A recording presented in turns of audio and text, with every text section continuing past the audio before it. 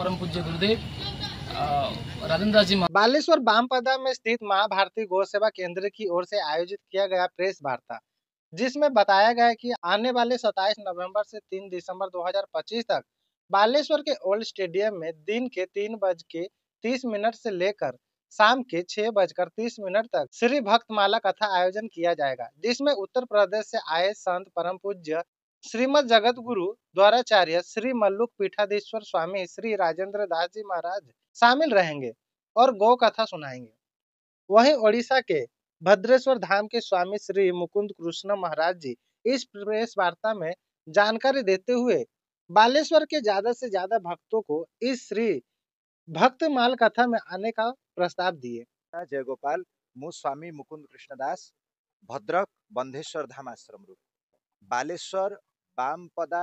माँ भारती गोशाला प्रति वर्ष जनमानस गोमाता प्रति भक्ति सृष्टि करने भव्य दिव्य आयोजन करती। एवर्ष परम पूज्य अग्रपीठाधीश्वर एवं मलुक पीठाधीश्वर श्री राजेंद्र दास जी महाराज पावन पदारविंद बालेश्वर माटी को धन्य कर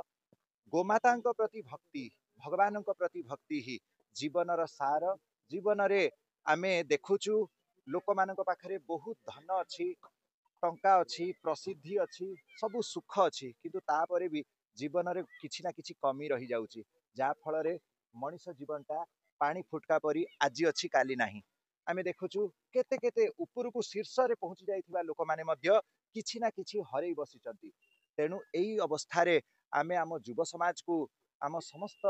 साधारण प्रजा को किमिति भगवान को आड़े जदि न जोड़िबा ताहेले निहाती आमे गोटे बड़ भूल करूचु जा फल रे सबु पाइकी भी किछि नाही परी अनुभव हुए। तेणु माँ भारती गोसेवा केंद्र एई दिगरे गोटे सुंदर प्रयास करती जे केमिति आमे भगवान को भक्ति करिबा गोमाता प्रति श्रद्धा रखिबा गुरुजन दुखी एवं समस्त भितरे सेही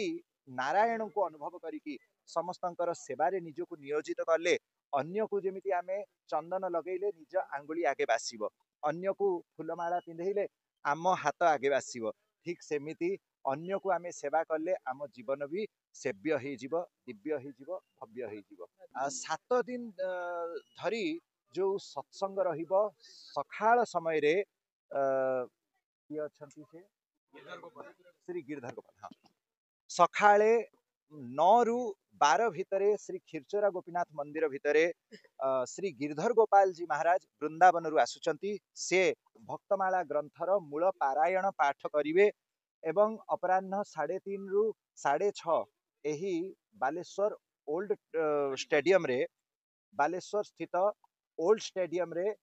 श्री भक्तमाला प्रवचन परम पूज्य राजेंद्र दास जी महाराज द्वारा आमे समस्ते श्रवण करि परिबा।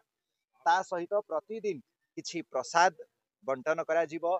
गो सेवा पाई लोक माने जहाँ श्रद्धा करिवे तुला दान करा जीवो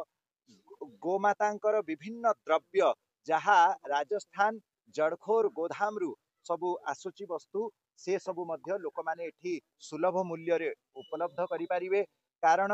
गो केंद्रिक सनातन संस्कृति गोमातांकर वस्तु को आमे जदि निज जीवन रे अपनाइबा आमे स्वस्थ रहिबा एवं ता सहित समाज मध्य स्वस्थ रहिबो गोमातांकर मध्य सेवा हबो। तेणु एमिति अनेक प्रकल्प ता भितरे जोड़ा जाइछि। हाँ महाराज जी मध्य प्रतिदिन देई कथा कहिचंती जे से जाई उपस्थित हेबे तापरे देखंतु तांकर जेतेबेले पदार्पण हबो आमे भल भाबरे जानि परिबा केमिति कोन स्थिति परिस्थिति तांकर आमे दर्शन प्राप्त करिबा एवं समस्त लोक मानक भितरे जो अनेक जिज्ञासा रहिथिबो ताहा सब भी आमे जो सत्संग माध्यम रे तार समाधान प्राप्त करिबा।